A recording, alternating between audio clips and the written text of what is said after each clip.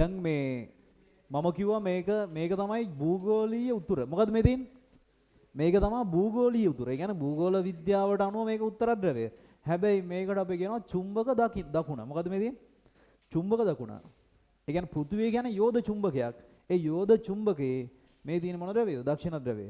එතකොට පුතේ පෘථිවියේ තියෙන අන්න අර වගේ චුම්බක ක්ෂේත්‍රයක්. කොහෙද දෙක තියෙන්නේ? N සිට S දක්වා. කොහින්ද කොහෙටද?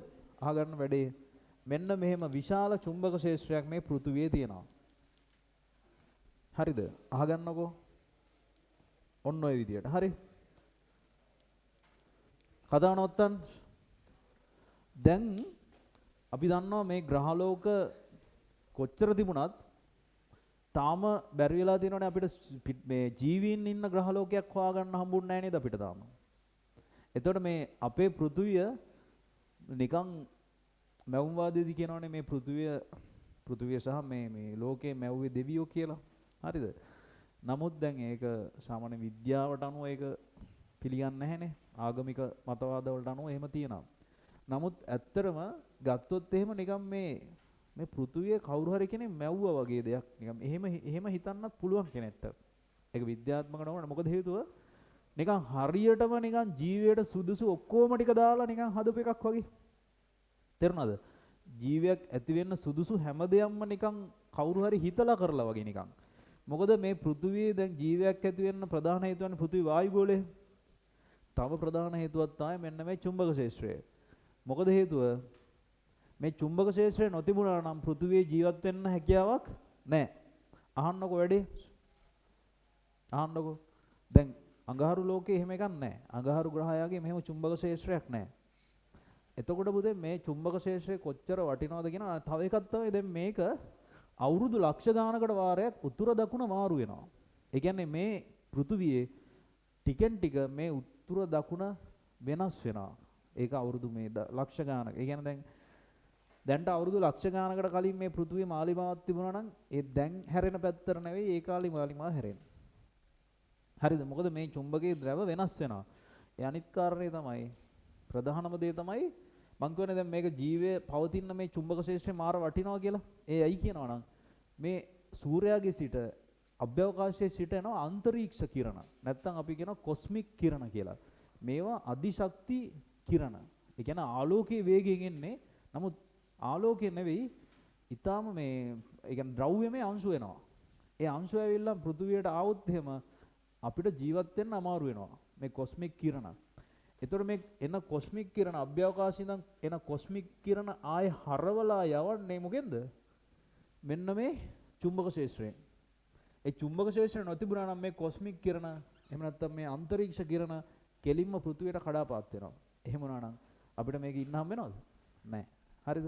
අපිට මේක ඉන්න හම්බ වෙන්නේ නැහැ එහෙම වුණා නම්. එතකොට ඒක වගේම ඔයගොල්ලෝ අහලා තියෙනවද අවුරෝරා කියලා? අවුරෝරා කියන්නේ මොනවද?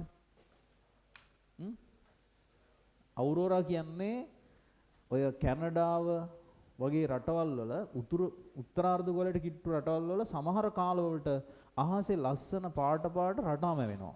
හරිද? ඔය පහුගිය කාලේ එහෙම තිබුණා. ඒකට තමයි අවුරෝරා කියන්නේ. ඒක ලස්සනයි, මාර ලස්සනයි ඒක.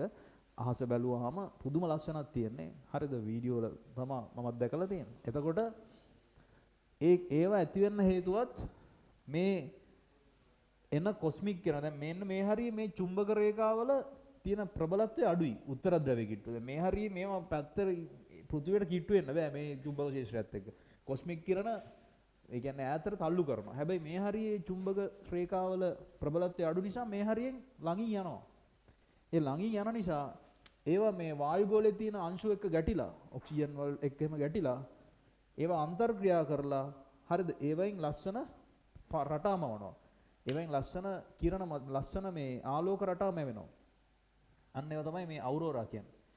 ඒ විතරක් නෙවෙයි මේ චුම්බක ක්ෂේත්‍රය කොච්චර වටිනවද කියනවා නම් මේක වැදගත් වෙනවා ඔය සංචාරක කුරුල්ලෝ ඉන්නේ ඒගොල්ලන්ට තමන්ගේ පාර හොයාගන්න.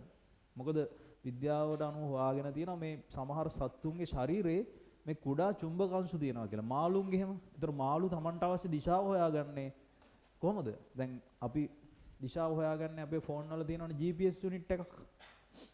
අන්න ඒ වගේ මේ සමහර සත්තුන්ගේ ඇඟ ඇතුලේ තියෙන නිකන් GPS යුනිට් එකක් වගේ මැග්නටික් අංශු. එතකොට කැස්බෑවෝ බිත්තර දාන්න වෙරළට එනව නේද?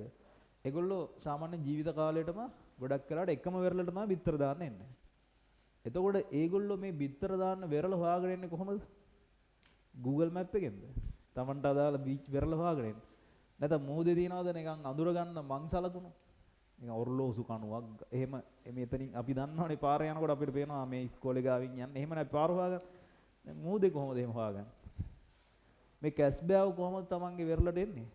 මෙන්න මේ පෘථිවි චුම්බක ක්ෂේත්‍රය ඔස්සේ තමයි ඒගොල්ලෝ දිශාව හොයාගන්නේ. හරිද? ඉතින් ඒක ජීවීන්ට මාර වැදගත්. ඉතින් ඕක මීමැස්සෝ Tamanගේ පාර හොයාගන්නත් මේ මැග්නටික් ෆීල්ඩ් එක වැදගත් වෙනවා. ඉතින් ඒ නිසා මේ පෘථිවි චුම්බක ක්ෂේත්‍රය පුතේ සෑහෙන වැදගත් කාරණයක්. හරිද?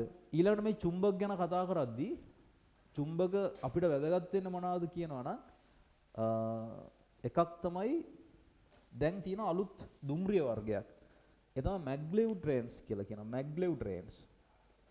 ඒ ට්‍රේන්ස් ඇවිල්ලා අර විදුලි දුම්රියම නෙවෙයි ඊට වඩා වෙනස්. ඒවා රේල් පාරේ ගෑවෙන්නේ නැතුව තමයි යන්නේ. හරිද? රේල් දැන් ඕකට පාවිච්චි කරන්නේ චුම්බක විකර්ෂණය. එතකොට දැන් හිතන්න සරලව දැන් කෝච්චියේ නිකන් කෝච්චියේ තියනවනේ. කෝච්චියේ තියෙන එන්න එකක් රේල් පාරේ තියෙන එන්න එකක්. එතකොට මොකද වෙන්නේ? රේල් පාරේ කෝච්චිය ගෑවෙන්නේ නැහැ. සෙන්ටිමීටර් කිහිපයක් උඩින් යන්නේ කෝච්චිය. දැන් චීනේ ජපානයේ හැම මේ ට්‍රේන්ස් තියෙනවා. I think රේල් පාරේ ගෑවුන්නේ නැතුණා මොකක්ද තියෙන වාසිය? කාටවත් කෝච්චියට බෙල්ල තියන්න බෑ. ඒකද නෑ. ඒ අපේ රටේ උන් තමයි බෙල්ල තියන්න ඕකට ගිහලා හරිද? එතකොට මේ හරිද? කෝච්චියට බෙල්ල තියන්න බැරි හින්දා නෙවෙයි රේල් පාර උඩින් යන්නේ මේ ගෑවෙන්නේ නැතුව. එතකොට ඝර්ෂණයක් නැහැ. මොකද නැත්තේ? ඝර්ෂණයක් නැතුණාම අර ශක්ති හානිය අඩුයි. වේගෙන් යන්න පුළුවන්. ඝර්ෂණයක් නැහැනේ. ඒ වගේ මේකේ පුතේ මේ කෝච්චිය ඉස්සරහට යන්න පාවිච්චි කරන්නේ ආකර්ෂණ බලය. මොකද්ද? ආකර්ෂණ බලය සහ විකර්ෂණ බලය. චුම්බකයේ තියෙන මේ ආකර්ෂණ සහ විකර්ෂණ බලයෙන්ම තමයි කෝච්චිය ඉස්සරහට තල්ලු කරන්නේ. මැග්ලෙව් ට්‍රේන්ස්. ඒ කියන්නේ චුම්බක තාක්ෂණය පාවිච්චි කරලා ඒවල සුපිරිසන්නායකත් පාවිච්චි කරනවා. හදපු දුම්රිය වර්ගයක්. හරිද? ඒ වගේම අපේ ඇඟ ඇතුලේ තියෙනවා මේ කුඩා චුම්බක අංශු. අන්න ඒ කියන ටෙක්නොලොජි එක පාවිච්චි කරලා තමයි MRI ස්කෑනර්ස් හදලා තියෙන්නේ. MRI ස්කෑනර්ස් පාවිච්චි කරන්නේ මොකටද? ශරීරය ඇතුලේ මේ ස්කෑන් කරන්න නැත්නම් ශරීරය ඇතුලේ පින්තූර ලබා ගන්න අපිට මොකක් හරි අසනීපයක් ලෙඩක් තියනවාද කියලා හොයාගන්න. මේකෙන් විශාල මේ චුම්බක ශේෂ්ත්‍රයක් නිකුත් කරන මේ MRI ස්කෑනර් යන්න ඕනේ. ඒතර වෛද්‍යවරු උපදෙස් දෙනවා මේ MRI ස්කෑනර් එකට අපිව දානකොට ඇතුළට දානවනේ. වහාම ඇඟේ තියෙනවා නම් මොන හරි ඔය එක එක යකඩ කෑලි යනම්ම නම් ඒව ගලවන්න ඕනේ. හරිද? මොකද ඕක අපිව දැම්මට පස්සේ MRI එක ඇතුළට ඒක ඇතුළේ තියෙන විශාල චුම්බක ශේෂ්ත්‍රයට අපි තුන් බෙල්ල එල්ලලා දෙනවා කියලා හොඳ යකඩ මාලයක්. හරිද? සමහරට බෙල්ල ගලවගෙන යන්න පුළුවන් අර යකඩ මාලේ. ඒ චුම්බක මේ මැග්නටික් ෆීල්ඩ් එකේ තියෙන ඒ බලයට. ඒ නිසා කරාබු මාල ඔක්කොම මොකද කරන්න ඕනේ? ඔය සුර එහෙම දාගෙන යනවනේ සමහරු. ඒ කියන්නේ ඒව නිකන් ගලවන්නේ නැහැ. ඉතින් හරිද? දැන් MRI එකට යනකොට සමහරු ડોක්ටර් කිව්වට ડોක්ටර් නම් ගියා ඕකේ ගිහිල්ලා කිලියා වුණොත් එහෙම ඕක ගලවලා ගිහිල්ලා ඔතන කියලා. හරිද? සමහරු දාගෙන යනවා සුරේ. මොකද වෙන්නේ මේ MRI එකට දැම්මට පස්සේ ඊට පස්සේ වෙන ලෙඩක් හදාගෙන තමයි එන්නේ. ලෙඩක් නෙවෙයි. ඊට වඩා දරුණු ආසනීපයක් හදාගෙන තමයි ඒකෙන් එළියට එන්නේ. ඒ කියන්නේ මැග්නටික් ෆීල්ඩ් එක ගන්න තියෙන්නේ. හරිද? එතකොට මැග්නට් ගැන ඔන්න වගේ අපිට කතා කරන්න දේවලුත් තියෙනවා. මොකද අපිට වැදගත් දෙන්න ඔය වගේ දේවල්. හරි.